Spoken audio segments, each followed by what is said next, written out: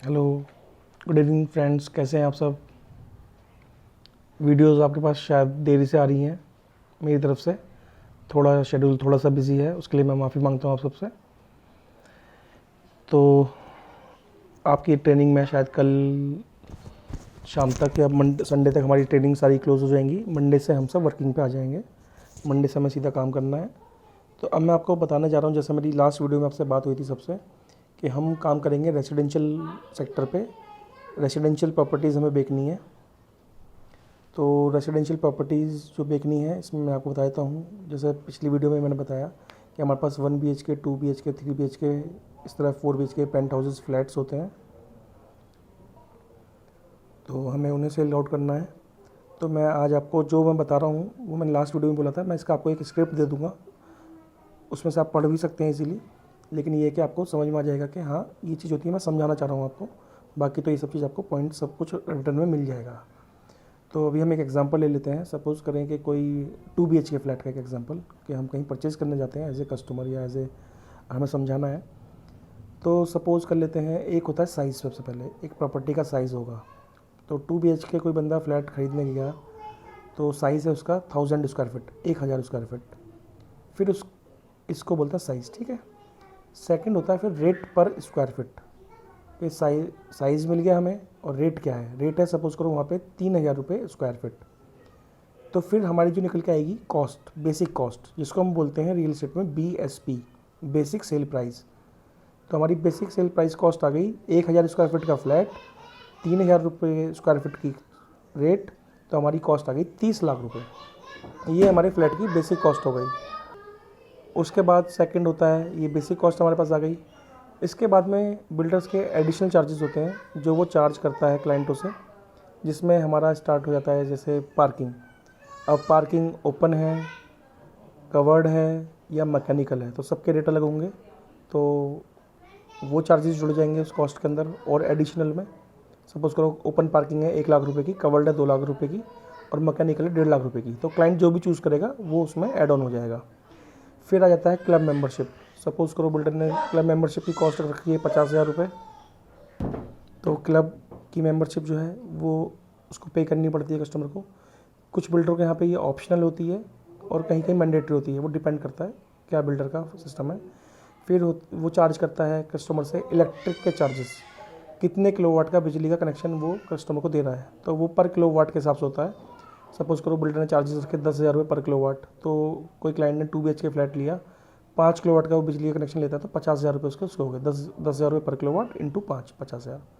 फिर वो चार्ज करता है बिल्डर से पावर बैकअप के पैसे, जो लाइट भगने के बाद में जनरेटर चलता है उसका चार्जेस, पावर बैकअप देता है उसके चार्जेस लेता है। तो वो भी पर स्क्वायर पर केवी होता है। तो सपोज़ करो क्लाइंट ने लिया 2 किलोवाट का पावर बैकअप, चार्जेस हैं सपोज़ करें 15,000 रुपये किलोवाट, तो 30,000 रुपये ये एड ऑन हो जाएंगे। इसके अलावा फिर आपके और बहुत सारे एडिशनल चार्जेस जैसे EDC, एक बिल्डर चार्ज करता है EDC, और IDC, FFC, इन सब की फुल फॉर्म्स हैं, वो मैं आपको शेयर कर दूंगा। इन सब के मीनिंग्स भी हैं, जैसे मैं आपको मीनिंग्स बता देता हूँ, फुल फॉर्म मैं आपको शेयर कर ही दूंगा शीट में। तो जैसे EDC, एक्सटर्नल डेवलपमेंट चार्जेस, ये बिल्डर चार्ज करता है सोसाइटी की एक्सटर्नल डेवलपमेंट के लिए। एक क्लाइंट से चार्ज करता है IDC, इंटरनल डेवलपमेंट चार्जेस, वो सोसाइटी का इंटरनल डेवलपमेंट है उसके लिए चार्ज करता है। FFC, फायर फाइटिंग चार्जेस, वो फायर सेफ्टी जो बिल्डर प्रोवाइड कर रहा है उसके चार्जेस ले लेता है। नोएडा के अंदर जैसे लीज रेंट भी लिया जाता है, कहीं पे नहीं लिया जाता, लीज रेंट हो गया। प्लस कुछ अदर चार्जेस होते हैं, जैसे कोई फ्लैट है वो कॉर्नर है, फ्रंट फेसिंग है, रोड फेसिंग है, पार्क फेसिंग है, ये चार्जेस जो भी फ्लैट पे कॉस्ट लग रही होगी वो ऐड ऑन हो जाएगा उस कॉस्ट में। प्लस आपका फ्लोर के हिसाब से PLC लगती है। जैसे सपोज़ करो कोई क्लाइंट 10 मंजिल का टावर है, तो अगर 10वें फ्लोर पे लेगा और फर्स्ट फ्लोर पे लेगा तो उनकी कॉस्ट में एक फ़र्क होगा। सपोज़ करें ग्राउंड पे लोगे तो आपको 1 लाख रुपये महंगा मिलेगा, सेकंड पे लोगे तो 90,000 रुपये महंगा मिलेगा, 80,000 ऊपर घटता चला जाएगा, लास्ट में जाके वो ज़ीरो हो जाएगा। तो वो एक फ्लोर PLC होती है। तो ये सब कॉस्ट को जब हम बेसिक कॉस्ट में सारी एडिशनल एंड अदर चार्जेस सब ऐड कर देंगे तो क्लाइंट की एक फाइनल कॉस्ट आ जाएगी, जिसे बोलते हैं टोटल कॉस्ट। अब उस टोटल कॉस्ट पे बिल्डर चार्ज करता है फिर GST। वो डिपेंड करता है उस पर 1% है, 5% है। तो ज़्यादातर बिल्डर 5% करते हैं। जो भी अंडर कंस्ट्रक्शन प्रॉपर्टी होती हैं, मतलब जो भी बिल्डिंगें इमारतें बन रही हैं, तो उन पे बिल्डर को जीएसटी पे करना होता है। कुछ बिल्डर इसको कॉस्ट में ऐड ऑन कर देते हैं, कुछ इसमें एक्स्ट्रा चार्ज करते हैं, तो वो आपको जीएसटी पे करना पड़ेगा एज़ पर गवर्नमेंट नॉर्म्स। फिर जब वो फ्लैट पोजीशन पे होगा या कोई फ्लैट अगर रेडी टू मूव इन है जिसका कंप्लीटेशन सर्टिफिकेट आ चुका है, तो उसमें जीएसटी फ्री हो जाता है आफ्टर कंस्ट्रक्शन का कंप्लीटेशन मिलने के बाद, तो वो देना है। और जब वो रजिस्ट्री कराएगा क्लाइंट, जब वो पोजीशन लेगा मतलब कि कब्जा, जिस दिन वो फ्लैट में शिफ्ट होने लायक हो जाएगा, तो उस दिन उसको रजिस्ट्री करानी पड़ेगी। उस रजिस्ट्री के चार्जेस जो भी गवर्नमेंट के सर्कल रेट के हिसाब से या जो आपकी परचेजिंग कॉस्ट है उसके हिसाब से उसको गवर्नमेंट को स्टैम्प ड्यूटी पे करनी पड़ेगी। तो ये एक फ़्लैट ख़रीदने की लेने की पूरी प्रक्रिया है जो कस्टमर को करनी होती है पूरी। इसके अलावा आपका पेमेंट प्लान, फिर कस्टमर का सेकंड पॉइंट होता है, चलो ठीक है फ्लैट तो मेरा 30 लाख का फ्लैट था, ये चार्जेस अदर मिला के मेरा सपोज करो फ्लैट बैठा 35 लाख रुपए का, तो अब क्लाइंट देगा कैसे? तो उसमें भी मॉड्यूल होते हैं, उसमें पेमेंट प्लान्स होते हैं। तो पेमेंट प्लान उसको चूज़ करना है कि वो कौन से पेमेंट सेक्शन में जाएगा। जैसे कोई जो फ्लैट अंडर कंस्ट्रक्शन प्रॉपर्टीज़ होती हैं उसमें बिल्डर 2-3 ऑप्शन दे देता है क्लाइंट को। एक ऑप्शन दे देता है डाउन पेमेंट सारी, उसमें क्या होता है इनिशियली सब बिल्डरों के यहाँ 10% से बुकिंग होती है। 10% से बुकिंग के बाद अगर वो डाउन पेमेंट प्लान ले रहा है तो उसको टोटल फ्लैट की कॉस्ट का 95% और या 90% जो भी बिल्डर का पेमेंट प्लान है वो उसको 30 से 45 दिनों के अंदर क्लाइंट को देना होता है। ये मैक्सिमम सेल्फ पेमेंट के केसेस होते हैं अब। और 5% क्लाइंट देता है पोजीशन पे जब वो रजिस्ट्री कराएगा। इसके अलावा सेकंड प्लान होता है फ्लेक्सी, जिसके अंदर बिल्डर इसमें पेमेंट प्लान देता है 10-40-50, 10-40-40-10 या 50-50, 50% अभी 50% पोजीशन पे, उस पर वो पेमेंट प्लान इजी होता है। ये एक इजी पेमेंट प्लान है। और एक पेमेंट प्लान होता है बिल्डर के यहाँ पे जो सबसे ज़्यादा चलता है, वो होता है CLP, कंस्ट्रक्शन लिंक्ड प्लान। इसका मतलब है जैसे जैसे बिल्डिंग बनती रहेगी आप वैसे वैसे पैसे देते रहिए।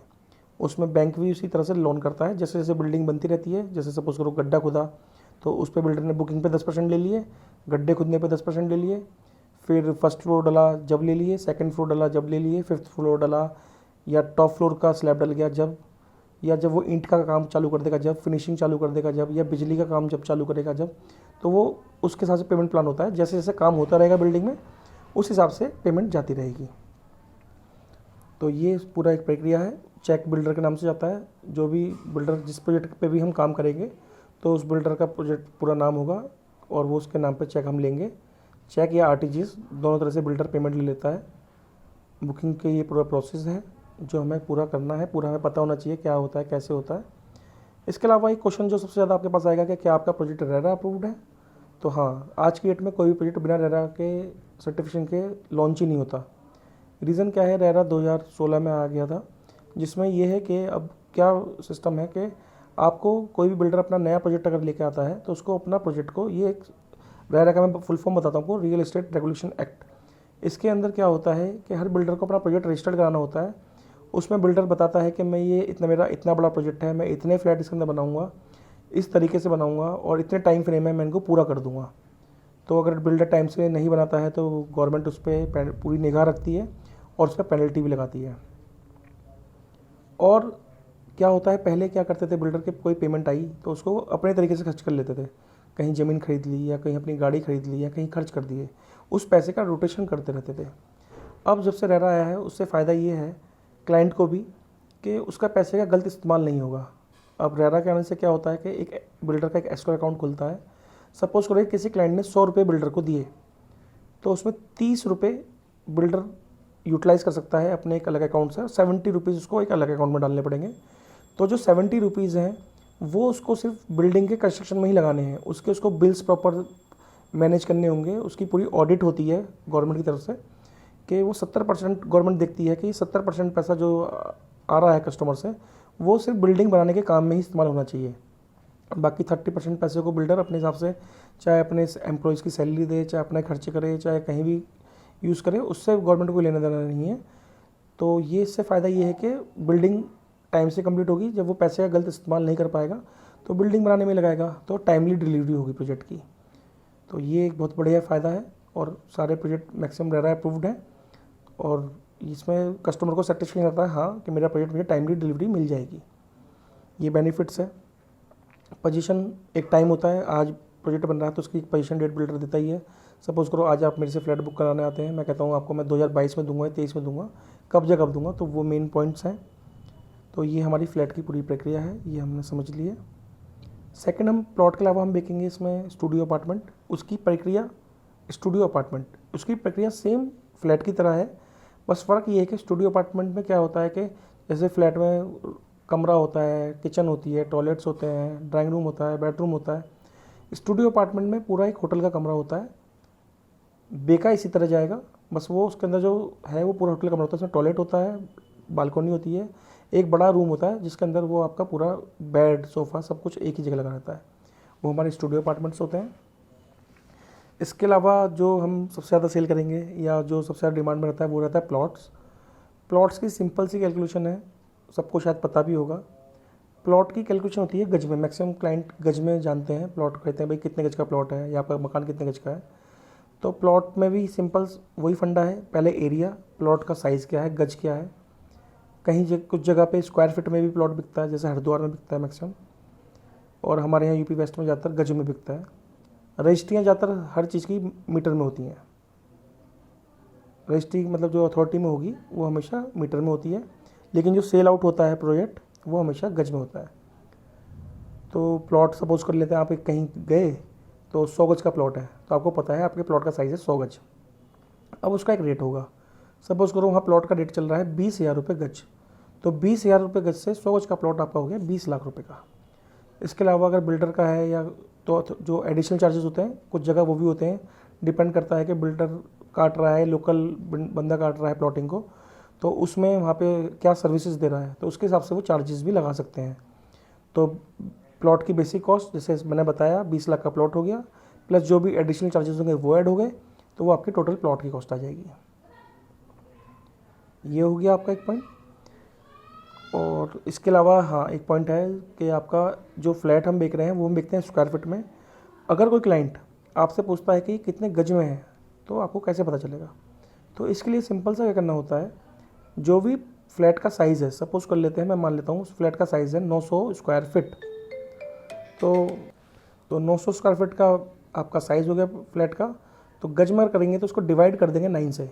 900 को अगर मैं 9 से डिवाइड करता हूँ तो निकल के आता है 100, तो मेरा 100 गज का फ्लैट हो गया। तो ऐसे ही कोई भी जो साइज़ होगा उसको अगर हम भाग 9 से कर देते हैं तो हमारा गज निकल के आ जाता है।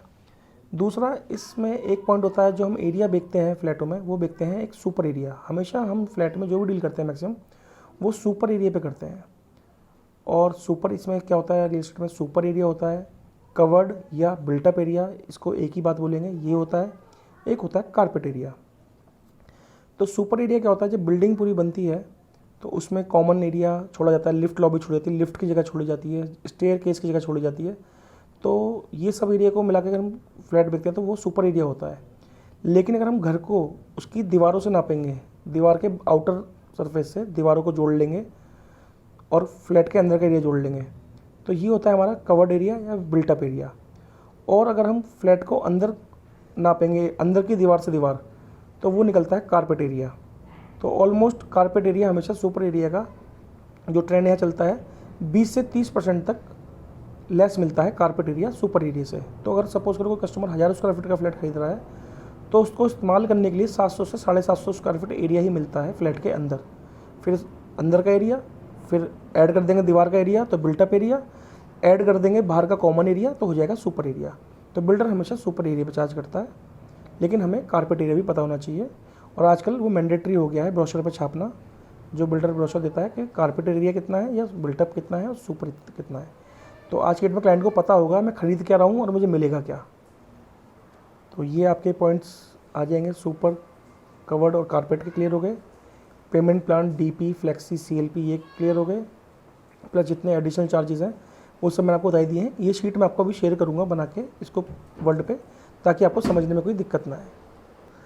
तो अभी हम जो वर्किंग करेंगे वो करेंगे देहरादून में स्टूडियो अपार्टमेंट के लिए, मेरठ में फ्लैट्स के लिए और प्लॉट्स के लिए, गाज़ियाबाद में एक लोकेशन है लाल कुआं, वहाँ पे प्रोजेक्ट है, वहाँ पे प्लॉट्स हैं उसके लिए। इंदिरापुरम में हमारा एक ऑक्सीरिच के नाम से प्रोजेक्ट है, वहाँ पे 1 BHK 2 BHK and 3 BHK flat है उसके लिए। और रेसिडेंशियल में हमारे पास यही है अभी, और गोवा में हमारे पास प्लॉट्स हैं, विला हैं। अभी ये लोकेशन हम वर्किंग कर रहे हैं। गुड़गांव भी हम जल्दी ही प्लान कर लेंगे इसको, गुड़गांव और चंडीगढ़। तो आपके लोकेशन के हिसाब से, या आप कहाँ वर्किंग करना चाहते हैं, अगर किसी कोई स्पेशल कोई कहीं रहता है और मुझे नहीं पता उसके सब कहाँ लोकेशन पे हैं, तो आप मुझे शेयर कर सकते हैं कि सर मुझे इस लोकेशन, या मुझे प्लॉट बेचने हैं, या मुझे फ्लैट्स बेचने में इंटरेस्ट है, या मैं स्टूडियो अपार्टमेंट बेचना चाहती हूँ या बेचना चाहता हूँ। ये हमारा कॉन्सेप्ट है। तो आप अपनी मर्ज़ी के हिसाब से मुझे मुझे बता सकते हैं कि किसका इंटरेस्ट प्लॉट बेचने में है, किसका फ्लैट बेचने में है, और किसका स्टूडियो अपार्टमेंट बेचने पे है। तो अभी हमारा फोकस इन 3 प्रोडक्ट पर रहेगा, प्लॉट, स्टूडियो अपार्टमेंट एंड 1, 2 और 3 BHK फ्लैट्स। तो मैं उस टीम को उसी हिसाब से फिर लोकेशन वाइज या प्रोजेक्ट के हिसाब से आपको टीम बना दूंगा, और 15-15, 20-20 लोगों की टीम बन के हम उस हिसाब से काम करेंगे, और उस प्रोजेक्ट पे उसी हिसाब से काम पूरा प्रोसेस करेंगे। तो मैंने अपनी तरफ से पूरी समझाने की कोशिश करी है, लेकिन फिर भी कोई क्वेश्चन हो, कोई बात समझ में ना आई हो, तो आप 24/7 आप मुझे कॉल या व्हाट्सएप कर सकते हैं। व्हाट्सएप मेरा 24/7 ऑन रहता है। अगर व्हाट्सएप पर रिवर्ट बैक नहीं आ रहा है 1-2 घंटे में, तो कॉल कर सकते हैं। अदरवाइज़ आपको टाइमली आप मैसेज डाल दीजिए, मैं आपको जैसे टाइम मिलेगा आपको रिवर्ट बैक कर दूँगा। कहीं कोई समस्या नहीं है। इसके अलावा कोई और क्वेश्चन हो किसी भी चीज़ को लेके, प्रोजेक्ट को लेके, जो हमें समझाया है नहीं समझ में आया है, या इंसेंटिव को लेके अपने, या अपने जो आपको सेल्स इंसेंटिव मिलेगा, तो वो आप मेरे से कभी भी क्लियर कर सकते हैं। और ये सब आपका कॉन्सेप्ट आ गया, तो आप ये सब देख लीजिए। बाकी कोई प्रॉब्लम हो तो आप मुझे फ़ोन कीजिए, मैं आपके लिए हमेशा तत्पर हूँ। आपको सपोर्ट करने के लिए ही हूँ मैं यहाँ पे। आप अच्छा काम करेंगे तो मेरी कंपनी को अच्छा रिजल्ट मिलेगा, और हम अच्छा कमाएंगे, और हमारा उद्देश्य भी सिर्फ एक ही है, पैसा कमाना, पैसा कमाना। तो बस कोई अगर है हेल्प, मेरी रिक्वायरमेंट हो, या किसी को कोई और समस्या भी हो, पर्सनली हो, सिम, कुछ लोग मेरे से पूछ रहे हैं कि सिम हमें अपना यूज़ करना पड़ेगा, मैं आपको क्लियर कर देता हूँ, सिम आपको मैक्सिमम अपना ही यूज़ करना पड़ेगा, कंपनी इसमें सपोर्ट नहीं करती है। हाँ, बस आप अपनी मर्ज़ी से अपने टाइम टेबल के हिसाब से कॉल कर सकते हैं। किसी को दिन में 10 मिनट काम करना है, 15 मिनट, लेकिन मेरी कोशिश यही रहेगी कि मैं सबको मिनिमम यही कहूँगा कि 25 कॉल मिनिमम, एक शीट में 25 नंबर आएंगे, तो कम से कम दिन भर में 25 कॉल तो कर लें, ताकि एक अच्छा रिजल्ट आने की उम्मीद रहे।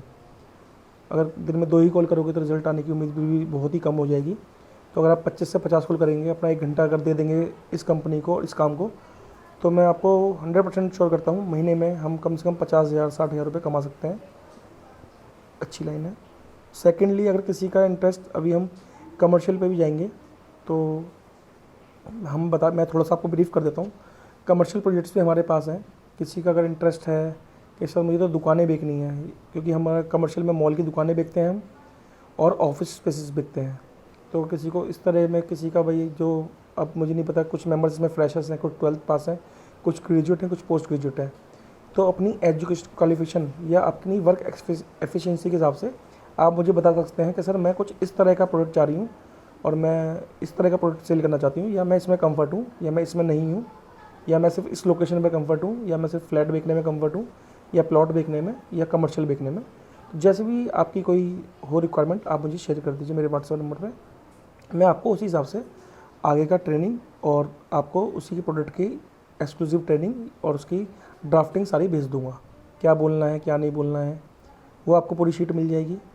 जो मैंने आपको ड्राफ्ट शेयर भी किया था, जिसकी आपने मुझे रिकॉर्डिंग्स भेजी थी, तो वो पूरा कॉन्सेप्ट रहेगा। उसमें पूरा बिल्डर का नाम, प्रोजेक्ट स्पेसिफिकेशन आ जाएंगी, ये आपको शीट पूरी मिल जाएगी। प्लस जो प्रोजेक्ट आप देख रहे हो उसकी साइज़ के हिसाब से पूरी कॉस्ट शीट भी आपको मिल जाएगी। आपको याद नहीं करना, कोई कैलकुलेशन नहीं करनी, गड़बड़ ना हो, इसलिए पूरी एक शीट बनी हुई है, वो शीट भी आपको शेयर हो जाएगी कि 1 BHK इतने रुपये का फ्लैट है, इतने रुपये अदर चार्जेस हैं, इसके इतने, इसके इतने, इसके इतने, टोटल मिला के सर इतना होता है। तो आपको कुछ याद नहीं करना, सब कुछ लिखा हुआ है, उस लिखे हुए को ही पढ़ के बताना है।